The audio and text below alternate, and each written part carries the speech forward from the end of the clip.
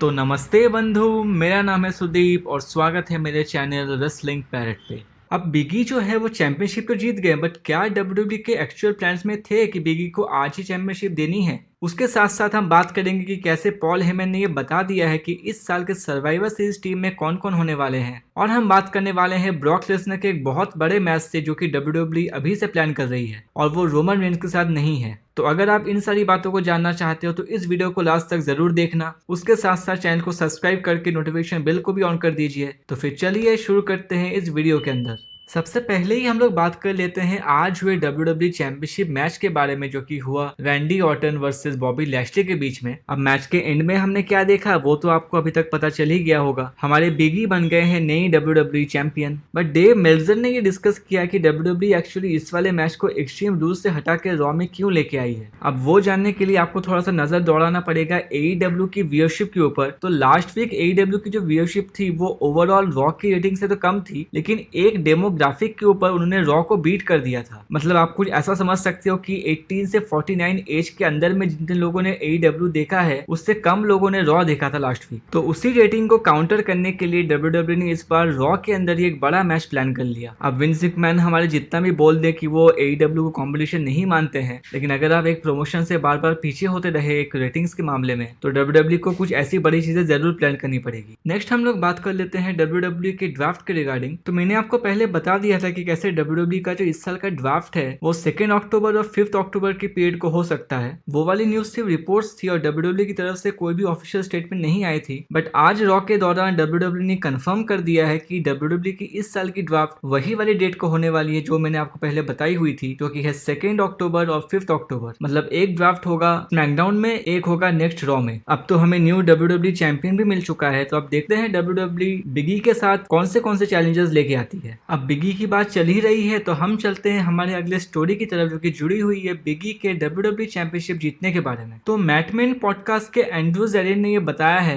कि ये जो बिगी को डब्ल्यूडब्ल्यू चैंपियनशिप देने का प्लान था वो डब्ल्यूडब्ल्यू करने वाली थी उनके जो ओरिजिनल ड्राफ्ट के प्लान्स थे, जो कि थे 30 अगस्त को और 3 सितंबर को। मतलब मैं आपको और थोड़ा इजी वे में समझा देता हूँ। डब्ल्यूडब्ल्यू ने ये जो ड्राफ्ट की डेट अभी अनाउंस की है जो कि होने वाली है 2 अक्टूबर और 5 अक्टूबर को, सबसे पहले से ये डेट फाइनलाइज नहीं थे डब्ल्यूडब्ल्यू के पास। सबसे पहले जो डेट्स डब्ल्यूडब्ल्यू ड्राफ्ट के लिए सोच रही थी वो थी 30 अगस्त और 3 सितंबर। और वो वाले पहले डेट्स में जब रॉ का ड्राफ्ट होने वाला था उस डे में डब्ल्यूडब्ल्यू का प्लान था कि बिगी को मनी इन द बैंक का कैश इन करवा के चैंपियन बना दिया जाए। और वैसे आप देखोगे तो आज वो 13-14 सितंबर ही है, मतलब वहां पे 13 हो रहे हैं, हमारे यहाँ पे 14 हो रहे हैं। तो डब्ल्यूडब्ल्यू का जो ओरिजिनल डेट का प्लान था बिगी को चैंपियन बनाने का, उसी डेट के आसपास उनको चैंपियन बनाया गया है। और बिगी की ये चैंपियनशिप विक्ट्री के ऊपर काफी सारे लोगों ने रिस्पॉन्ड किया है, जिसमें से एंजेलो डॉकिंस है, हमारे स्ट्रीट प्रॉफिट्स के मेंबर है, जो सैंटोस एस्कोबार है NXT से, बेकी लिंच है, केला ब्रैक्स्टर ने भी किया हुआ है, सिजारो ने किया हुआ है, बुकर टी ने किया हुआ है, आइवान ने किया हुआ है वाइकिंग रेडर्स से, बेली, रेने यंग और भी काफी सारे लोगों ने किया हुआ है। और बिगी का चैंपियन बनना बहुत दिन से पेंडिंग भी था और काफी सारे लोग इस वाले डिसीजन से बहुत खुश हैं। तो अब आगे देखते हैं कि डब्ल्यूडब्ल्यू बिगी को किस तरह से पुश करती है। हम चलते हैं हमारी अगली स्टोरी की तरफ, जो कि जुड़ी हुई है the Scottish warrior Drew McIntyre से। तो ड्रू मैकिंटायर की जो डब्ल्यूडब्ल्यू जर्नी है वो कितनी इंस्पायरिंग है ये तो हम सभी जानते हैं। वो बहुत साल पहले डब्ल्यूडब्ल्यू में काम किया करते थे, लेकिन उसके बाद उनको रिलीज कर दिया गया था और उसके बाद उन्होंने वापस से अपने रिटर्न करके 2 बार डब्ल्यूडब्ल्यू चैंपियनशिप भी जीत ली थी। लेकिन एक्चुअली वो कौन सा मोमेंट था, वो कौन सा टाइम था जिस टाइम ड्रू मैकिंटायर ने सोचा कि वो वापस से डब्ल्यूडब्ल्यू में आना चाहेंगे। तो ITR रेसलिंग से बात करते हुए ड्रू मैकिंटायर ने रिवील किया कि उनकी वन एंड ओनली रीजन है जिसकी वजह से वो डब्ल्यूडब्ल्यू में वापस आए हैं, वो है none other than the game Triple H. Drew McIntyre का ये कहना था कि कैसे उन्होंने अपना मन बना लिया था कि वो जापान मूव हो जाएंगे और वहां पे वो NJPW के लिए काम करेंगे। बट एक दिन क्या हुआ, एक दिन ड्रू मैकिंटायर के पास विलियम रीगल का फोन आया और उन्होंने ट्रिपल एच को उनके साथ कॉन्फ्रेंस में डाल दिया। और ड्रू मैकिंटायर की ये कहना था कि कॉन्फ्रेंस शुरू होने के टाइम पे वो 100% श्योर थे कि वो जापान पे मूव हो जाएंगे, लेकिन जो कॉन्फ्रेंस कॉल उन्होंने की ट्रिपल एच के साथ जो कि लगभग 40 मिनट के आसपास चली, वो खत्म होते होते उन्होंने ये मन बना लिया था कि वो WWE में वापस आने वाले हैं और ना ही कि जापान जाने वाले हैं। मतलब ये सुन के भी काफी अच्छा अच्छा लगता है कि ट्रिपल एच जो है कितना सपोर्ट करते हैं सुपरस्टार्स को हमेशा। मैंने तो आज तक किसी भी सुपरस्टार को ट्रिपल एच के बारे में कभी भी कुछ बुरा कहते हुए नहीं सुना है। अब आपको पता है ट्रिपल एच जो है रिसेंटली एक हार्ट सर्जरी करके आए हुए हैं, तो हम यही विश करेंगे कि वो जल्दी ठीक हो जाए और दोबारा से NXT के कंट्रोल वो वीक बाय वीक बेसिस ले सके। हम चलते हैं हमारी अगली स्टोरी की तरफ, जो कि जुड़ी हुई है 2021 साल की सर्वाइवर सीरीज की टीम से। तो जैसा आपको पता है कि सर्वाइवर सीरीज में एक मैच होता है जहाँ पे बेस्ट ऑफ 5 का होता है स्मैकडाउन वर्सेस रॉ के बीच में। तो रिसेंटली पॉल हेमन जो है उन्होंने एक इंटरव्यू किया था जॉर्ज मार्टिनेज के साथ, जहां उनसे पूछा जाता है कि पॉल हेमन किसको पिक करेंगे उनकी सर्वाइवर सीरीज की टीम के लिए। अब पॉल हेमन ने सबसे पहले जिनका नाम लिया वो तो ऑब्वियस सा था, उन्होंने नाम लिया Roman Reigns and the Usos का। लेकिन वो चौथा सुपरस्टार जिनको वो चूज कर रहे हैं उस टीम के लिए, वो वहां पे खुद को नॉमिनेट कर रहे हैं कि वो खुद पार्टिसिपेट करेंगे रोमन रेंज एंड उसोस के साथ। और साथ साथ वो ये भी कहते हैं कि मुझे तो टैग लेने की भी जरूरत नहीं है, क्योंकि मुझे पता है कि रोमन रेंज और उसोस जो है वो बाकी सारा काम संभाल लेंगे। अब पॉल हेमन ने जो है अपनी सर्वाइवर सीरीज टीम की प्रेडिक्शन कर ली, लेकिन हमें ये देखना है कि क्या रोमन रेंज सर्वाइवर सीरीज पहुंचने तक चैंपियन रहते हैं, और अगर रहते हैं तो क्या वो traditional 5-on-5 survivor series team का हिस्सा बनते हैं या फिर वो चैंपियन वर्सेस चैंपियन वाला मैच लड़ते हैं।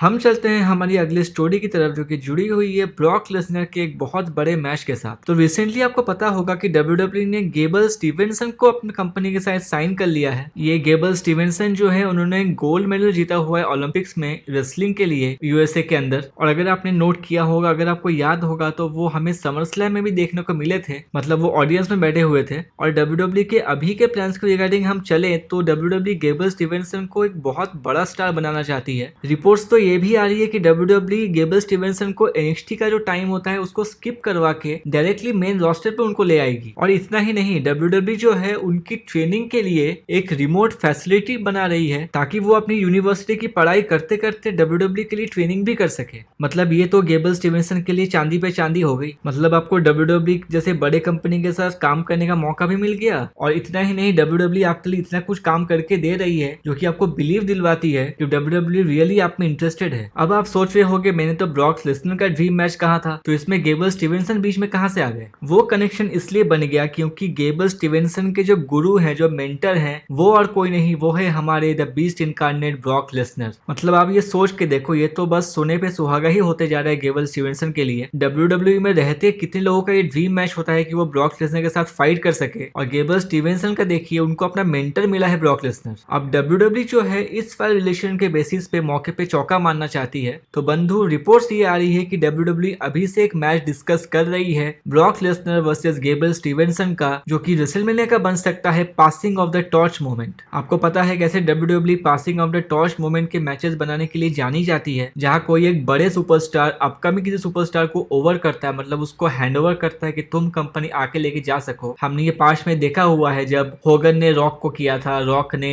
जॉन सीना को किया था, फिर जॉन सीना ने रोमन रेंज को किया था। तो WWE सिमिलर वे में एक मैच प्लान कर रही है ब्रॉक लेसनर और गेबल स्टीवेंसन के बीच में। अब सच बताऊं तो किसने ये सोचा नहीं होगा कि ब्रॉक लेसनर भी passing of the torch moment का हिस्सा होंगे। लेकिन अगर देखा जाए, अगर सोचा जाए, ब्रॉक लेसनर भी 45 के आसपास के हो गए हैं, लेकिन उनका जैसे एग्रेशन है, वो जैसे फाइट करते हैं, हमको कभी भी ऐसा नहीं लगा कि वो उतने एज के होंगे। लेकिन अब देख के लग रहा है कि ब्रॉक लेसनर भी उन सारे रेसलर्स की लिस्ट में शामिल होंगे जो कि किसी अपकमिंग सुपरस्टार्स को अपनी लेगेसी पास ऑन करेंगे। तो आज की ये वीडियो यहीं तक की थी। अगर आपको ये पसंद आई हो तो इसको लाइक या शेयर करना ना भूले। इसके साथ साथ चैनल को सब्सक्राइब करके नोटिफिकेशन बेल को भी ऑन कर दीजिए, ताकि आपको रेसलिंग से जुड़ी हर न्यूज, अपडेट्स और इवेंट्स की जानकारी इस चैनल पे मिलती रहे। तो ठीक है बंधु, मिलते हैं आपसे अगले वीडियो में।